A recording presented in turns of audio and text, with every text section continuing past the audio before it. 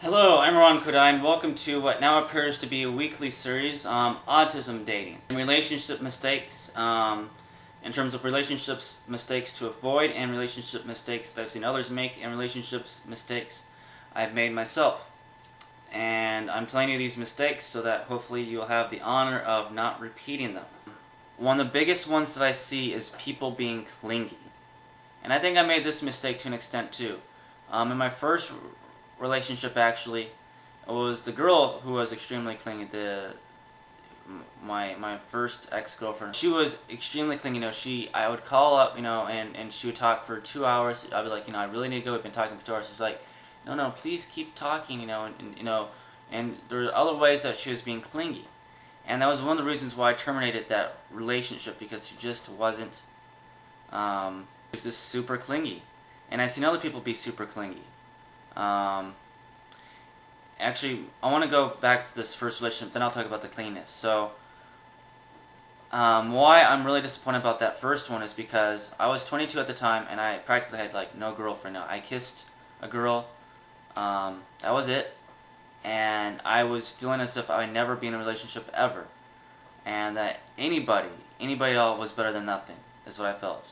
I was kind of wrong in that assumption. I thought anybody would be better. No, sometimes it is better to be alone. Then I learned the hard way. So I pretty much took this girl who, you know,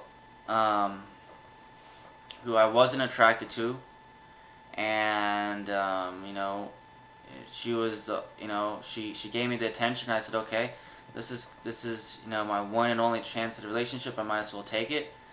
And she also had the name of this other girl that I really liked, so I thought she'd be like her. And things did not work out the way I was hoping, and things were, she didn't respect me, and she was super clingy. But I blame myself because like I said, I just didn't have confidence in myself, and I didn't believe that I would ever again meet somebody else. And so I entered into this relationship out of desperation and fear. And I ended the relationship because of her making a lot of mistakes that I'm talking about now, like being clingy. So I've seen this is actually super common, and it's actually a form of manipulation too. Like someone starts to show a lack of interest in you, and you start to even push yourself more onto them. So you get scared, out of fear. You're like, oh my God, I'm gonna lose this person, so I better prove my love to them. I better become clingy and hold on to them. Now what this causes is it causes the other person to feel ick, yuck, yuck, yuck, yuck, yuck, yuck, yuck. And then, they're like, oh my God, I want to go away from you even more, but now I'm scared to go away from you because I know it's going to hurt you, and I'm terrified to move away. So this person is in a very, even more uncomfortable. They're feeling much worse. And then you're also kind of feeling bad because you're like, oh my God, I'm going to lose this person. So what do? Because they're feeling worse and even we're driving more, you push yourself even more onto them. And then, a couple of things will happen. Either they leave you, they break up, and sometimes when this happens, they get back with you because they haven't got with someone else, or they leave you for someone else, or worse, they even cheat on you, but they stay with you. And then they cheat on you, and then you say, oh, they cheated on me. Look at how evil and terrible they were as a person. Now, I'm not trying to justify cheating at all. I can see why someone would cheat in that regard, and I'm not saying it's right. It probably isn't right. It's the person's probably want to see what else is out there, because they're feeling smothered, and that doesn't necessarily make it right, like I said. But at the same time, in a way, your behaviors lead them to performing those actions. And then you act like it was completely their fault that they cheated on you. And sometimes, perhaps people do cheat, and it is 100% their fault. I really don't know. I haven't had that much experience to really know that. But I do know that if you're being super clingy and someone cheats on you, that you did lead you to an extent, led them to make that decision. Yes, they ultimately did make that decision, but you're smothering them. You're making them feel icky.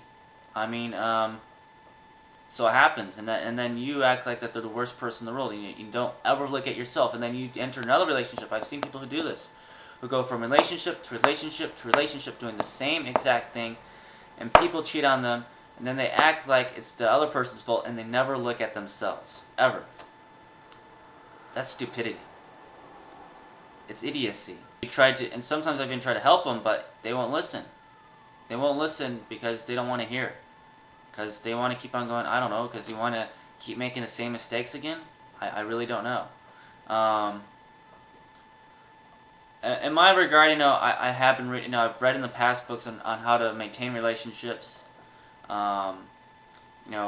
dating books, whatever, because I want to get it right. I thought I was going to get it right the second time, or even the first time. And I sure hope I get it right the third time, because I'm not even sure if there will be a third time, I'm still so upset with myself about the second relationship, which I'll get to in a second. I haven't completely forgiven myself for that. I don't even know if there will be a third relationship.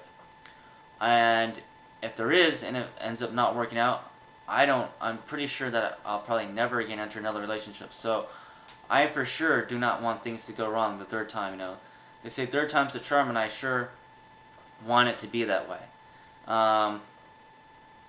So I've read up, and I have some idea of what works, what doesn't work. Some of my intuition comes from, having read other things, and from people who've made their own mistakes. Some of it comes from my own observations and from my own limited mistakes. So being clingy is a major mistake. It's a form of manipulation. It really is. You're manipulating that person. And I did this to an extent with my second relationship. This girl, my first love, there was a potential that she was going to leave me, which she did, for somebody else. One of my friends, actually. And what I did is I tried to prove my love to her. I was much more subtle, I wasn't as direct and in the face, but I was still clingy, and I think that pushed her more towards the other guy. For instance, I wrote her like a love letter. It's okay to write love letters, but you should never write a love letter out of, well, I did all these things out of fear, and you should only do these things when you're really in love, and that has nothing to do with trying to win this person over or out of fear of losing a person. So within like a 2-week period, I wrote her a love letter. I gave her a flower. I think I might have even given her an additional bouquet of flowers. I had this vampire hunt where because she really was a big fan of vampires, so I dressed up as a vampire. I took her to the places that we met and everything like that, to try to elicit some feelings out of her. And then I had various gifts for her, like things that really resonated with her. And what else did I do within this period? I wrote a list of 200 things that I loved about her, like her smile, and how she loves animals, and how she's caring to other people. And I made a list of over 200 things. And I did this in a 2-week period. That's overkill. Think about it. Overall, those things are probably pretty awesome. I think a girl would be pretty flattered if you were to write 200, even 100 things that you loved about her. And at the right time, everything like that, I think that could be pretty powerful. Or if she's a big Twilight fan, doing a vampire hunt and taking her to different places and having little treasures along the way for her. That could be a lot of fun. All those things, love letters, flowers, those are all nice things, but in a 2-week period, it's overkill. And so I realized I didn't realize it till today, but I was manipulating her.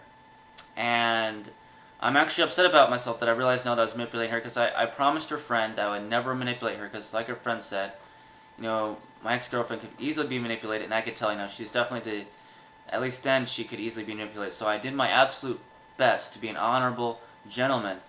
But at the end there, I realized now that I was trying to manipulate her to love me, and all those actions came out of fear. And, people, you should actually try writing 100 things. If you're in a relationship, try writing 100 things for your loved one. It would be pretty awesome, but don't do it when things are not going well. And I was manipulating her.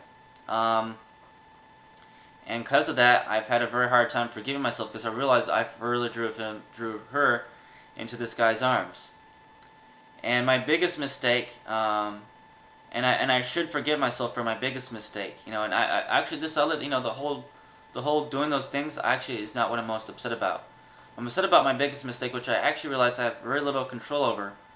It has to do with my autism. I realize that there are some aspects of my autism that I just can't overcome.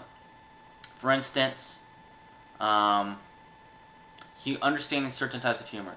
I had one friend remark, like my friend said, "Oh, I make all these jokes and yet you respond to them in a literal way. You don't laugh. You give me a literal answer to the joke." And so someone would be making jokes and I give them a literal answer. Or another thing is new situations, especially social situations. And now I've explored a great deal of social situations, so most of them are not new to me. But with dating, this was my first love. A great deal of situations I was in with her were brand new, and I had no idea what to do. And this is when I made my biggest mistake. And I realized that had I reacted differently, that who knows what would happen, but I don't think she would have left me for the guy. So what happened was she said, "Arman, I'm starting to develop feelings for somebody else." And I didn't know how to react. It wasn't until I got home that I realized how to react.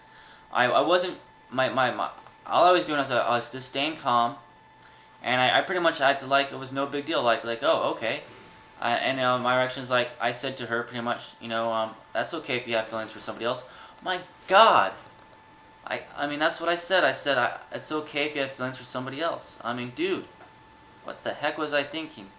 But I didn't know what to say. And my brain was turned off. Actually, it wasn't that my brain was turned off. I just had never been in this situation before, so I didn't know what the appropriate action was. And this happens a lot. I think with people with autism, when they're in a new situation, they say things that to other people are shocking or ridiculous. I didn't show any anger. I didn't show any sadness. I got very scared when I got home, and then I started acting differently. But my reaction, and my ex-girlfriend, when I said these things, she was like looking at me with like a very shocked manner. She's like, what on earth, Arman? And so she gave me this. She was looking at me very shocked. I'm pretty shocked too. Yeah. So she was looking at me pretty shocked, and I realized that that it looked like I was indifferent, that I didn't love her, which was the exact opposite. If anything, all I wanted to do was prove that I loved her more than anything in the world, which I did. Which I did. I did love her more than anything in the world, and I found it very hard to forgive. I still can't forgive myself. Um, because, I mean, how can you, I mean, if you really love somebody and you do something that makes it look like you don't love them, and she became confused, and then I did more actions to further drive her away. She's like, it probably looked like when I was doing those things, writing those love letters and all that, it probably looked like to her that I was now becoming jealous, and that I didn't love her. I was acting out of jealousy, which wasn't the case. The case was I just didn't know how to respond when she told me that. And that was my biggest mistake, and I've had a very hard time forgiving myself for that. I mean, wouldn't you have a very hard time forgiving yourself if you were that stupid? Mistakes. I think clinginess is one of the biggest one. Manipulation. It's a form of manipulation. Obviously, if you act indifferent towards somebody, especially when they tell you that they have, and I realized it was just a test. I don't even think she was necessarily. She even told me, when we were having that conversation, she was like, "Oh, I'm not even really sure that I'm 100% for that guy," and I realized she was testing me. And but she did end up leaving me for that guy. But at the time, even some of the things she said something to the extent, like I said, something to the extent that I'm not really sure how I even feel about him. This was further into the conversation. As I was showing no interest. As I was looking unfazed by her actions, and so I just confused her, and I probably made her think, he doesn't love me, but this guy's interested in me. Let me go towards this guy that is interested in me. And so for that reason, it's been very hard for me to enter into another relationship because I feel so guilty, so horrible for how I reacted. But I realized that was my autism. And I try not to justify my autism. It's very rarely that I use autism to justify something, but that is one instance where I know, because if I'm in a new situation where I've never, I was totally not expecting her to say that to me, okay? That was the absolute last thing on my mind. That wasn't even my vocabulary for her to say that to me. I didn't even think, was like something non-existent to me before. So it was a brand new experience. And whenever a really brand new experience happens, I freeze up. That always happens, and that's one aspect of autism I can't overcome yet. And so when I got home, things started to click for me, and I started to talk to friends, and I started to read up online to help things further. But by then, it was too late. Anyway, I hope that you don't make the same mistakes that I have made if you do enter into a relationship.